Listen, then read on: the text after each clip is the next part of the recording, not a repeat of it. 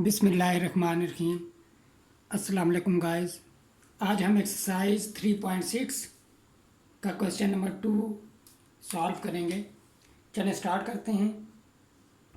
हम लेंगे let I is equal to integral from -1 to 1 x raise to power 1/3 plus 1 dx। ये हमारे पास I is equal to integral x raise to power 1/3 dx plus integral from -1 to 1 dx हो जाएगा। अब हम इसे पावर रूल को use करते हुए सॉल्व कर लेंगे। अगर हमारे पास x raise to power n dx हो तो इसका anti derivative x raise to power n plus 1 divided by n plus 1 होता है। और यहाँ इस केस में हमारे पास 1/3 है n की जगह, तो 1/3 प्लस 1 हमारे पास 4/3 आ जाएगा। लिहाजा I is equal to x 4/3 divided by 4/3 limit from -1 to 1 plus 1 का एंटी डेरिवेटिव x हो जाएगा हमारे पास -1 to 1। अब हम कांस्टेंट को पहले बाहर ले आते हैं। आई इज़ इक्वल टू 3/4। ये याद रखें कि 1/a भी अगर लिखा हो तो हम इसे ऐसे भी लिख सकते हैं 1 डिवाइडेड बाय a/b।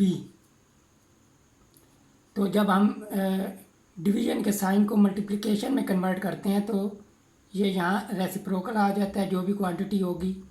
लिहाजा यहाँ b/a आ जाएगा। b/a जब 1 से मल्टीप्लाई होगा तो b/a। तो यहाँ भी कुछ इसी तरह है कि 3 ऊपर आ जाएगा, 4 डिनोमिनेटर में आ जाएगा। x raise to power 4/3 limit from -1 to 1 plus x की जगह अपर लिमिट अप्लाई करेंगे 1 माइनस फिर x की जगह लोअर लिमिट अप्लाई करेंगे, यानी कि जहाँ पे x है वहाँ -1 पुट कर देंगे। उसके बाद 3/4 यहाँ पे भी हमने अपर लिमिट अप्लाई करनी है 1 raise to power 4/3 minus -1 raise to power 4/3 और यहाँ पे plus 1 minus multiply by minus plus हो जाएगा, 1 + 1 हो जाएगा। अब यहाँ पे एक चीज़ हमें समझनी होगी कि 1 रेज टू पावर 4/3 तो हमारे पास 1 हो जाएगा। 1 रेज टू पावर 4/3 1 आ जाएगा हमारे पास, और -1 रेज टू पावर 4/3 क्या आएगा। इसको हम ऐसे भी लिख सकते हैं -1 रेज टू पावर 4 पावर 1/3। ये हमने सिर्फ क्या किया, लग कर लिया, क्योंकि ये मल्टीप्लाई होकर दोनों पावर दोबारा 4/3 हो जाएगा। अब हम जानते हैं किसी भी नंबर की पावर अगर इवन हो, नेगेटिव नंबर हो, तो साइन प्लस में चेंज हो जाएगा, और 1 की पावर 4 1 ही आ जाएगा, यानी कि -1 रेज टू पावर 4 1 आएगा और पावर 1/3। तो 1 रेज टू पावर 1/3 1 ही होगा। तो चुनाचे यहाँ पे हमारे पास 3/4 1 माइनस 1 प्लस 2 आ जाएगा। 1 और -1 कैंसिल आउट, यहाँ 0 हो जाएगा, और ये पूरी टर्म ही हमारे पास 0 आ जाएगी। लिहाजा हमारा जो इंटीग्रल था उसका आंसर आ जाएगा 2 स्क्वायर यूनिट। अपने इस क्वेश्चन को हम ज्योमेट्रिकली देखने की समझने की कोशिश करते हैं। ये जो रेड लाइन आपको नज़र आ रही है ये एक्चुअली ग्राफ है हमारे फंक्शन का जो हमें इंटीग्रेट करना था, यानी कि y = x raise to power 1/3 + 1, ये इसका ग्राफ है। और हमने एरिया अंडर द कर्व मालूम करना है, कहाँ से लेकर कहाँ तक, -1 से 1 तक। -1 ये है और 1 ये है, यानी कि हमने यहाँ से लेकर यहाँ तक एरिया फाइंड करना था इसका। ये चीज़ एक्चुअली हमने कैलकुलेट करनी थी, और ये हमारे पास 2 स्क्वायर यूनिट आई है इसके इसमें। ये ज्योमेट्रिकली इसकी एक्सप्लेनेशन थी।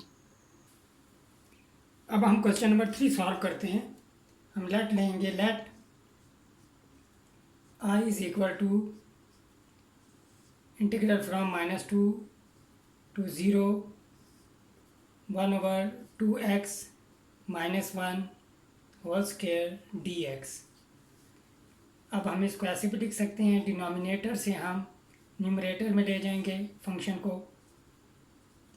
तो हमारे पास 2x - 1 पावर -2 dx।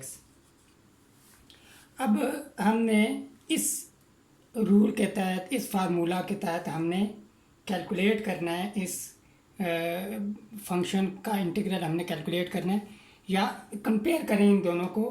अगर आप कंपेयर करेंगे तो आप देखेंगे यहाँ पे हमारे पास a की जगह 2 है और b की जगह -1 है। ये जनरल फार्मूला है, जनरल पावर रूल कहलाता है ये, तो ये हम यूज़ करेंगे। तो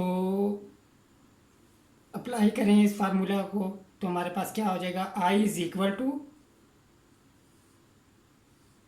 2x - 1 पावर में एक ऐड करेंगे, -2 में 1 ऐड करेंगे तो -1 आ जाएगा, डिवाइडेड बाय x का कोफिशेंट। x का कोफिशेंट क्या है, a है, तो नीचे a आएगा। यहाँ पे x का कोफिशेंट 2 है तो डिनोमिनेटर में 2 आएगा, मल्टीप्लाई बाय जो पावर थी n+1, वही नीचे भी डिनोमिनेटर में n+1 आएगी। यहाँ पावर -1 तो यहाँ भी -1। Limit from -2 to 0। अब हम -2 को बाहर ले आएंगे, ये आ जाएगा -1/2, और हम इसे ऐसे भी लिख सकते हैं 1 डिवाइडेड बाय 2x - 1।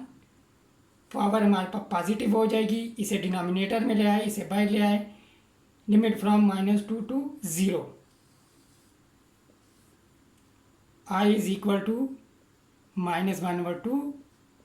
अब हमने लिमिट अप्लाई करनी है सिंपल, 1/, जब हम अपर लिमिट अप्लाई करेंगे x की जगह हमने 0 पुट करना है, x की जगह 0। तो जब x की जगह 0 पुट करेंगे तो 2 × 0 0 आ जाएगा हमारे पास, -1। फिर माइनस आएगा, फिर हमने लोअर लिमिट अप्लाई करनी है 1/। जब हम लोअर लिमिट अप्लाई करेंगे जो कि -2 है, x की जगह -2 पुट करना है हमने, 2 × -2 हमारे पास -4 हो जाएगा, -4 -1। अब इसे जस्ट हमने सिंप्लीफिकेशन करनी है, -1/2 1/-1 -1/-5। I is equal to -1/2। ये हमारे पास -1 हो जाएगा, ये माइनस माइनस प्लस साइन में चेंज हो जाएगा, ये minus. I is equal to -1/2। अब हम यहाँ एलसीएम ले लेंगे, 5 एलसीएम आ जाएगा, -5 + 1 आ जाएगा। I is equal to -1/2 -4/5। 2 और 4 कैंसिल हो जाएंगे, 2 2 ज़ा 4, माइनस माइनस साइन प्लस हो जाएगा। लिहाजा हमारे पास हमारे क्वेश्चन, हमारे इंटीग्रल का आंसर, डेफिनेट इंटीग्रल का answer I is equal to 2/5 square unit आ जाएगा।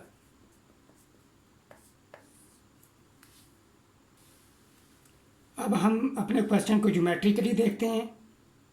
Definite integral area under the curve होता है, और जो हमारा फंक्शन था जिसे हमने इंटीग्रेट करना था उसका ग्राफ कुछ यू बनता है। ये आपको ब्लैक जो 2 ब्रांचेस नज़र आ रही हैं, ये हमारे फंक्शन का ग्राफ है। और हमने जो एरिया कैलकुलेट करना है, एरिया अंडर द कर्व, वो -2 से 0 तक। और आपको नज़र आ रहा है यहाँ पे कि -2 ये यहाँ से लेकर हमने यहाँ तक एरिया कैलकुलेट करना है। ये एरिया हमने एक्चुअली कैलकुलेट किया है, और ये हमारे पास ये हमने एरिया अपने क्वेश्चन में कैलकुलेट किया है। आज के लिए इतना ही। नेक्स्ट वीडियो में इंशाल्लाह हम क्वेश्चन 4 से इस एक्सरसाइज को कंटिन्यू करेंगे। अगर आपको मेरी वीडियो पसंद आई है इसे लाइक करें, इसे शेयर करें और मेरे चैनल math.cloud को आप सब्सक्राइब करें। नेक्स्ट वीडियो तक टेक केयर, अल्लाह हाफिज़, अस्सलाम वालेकुम।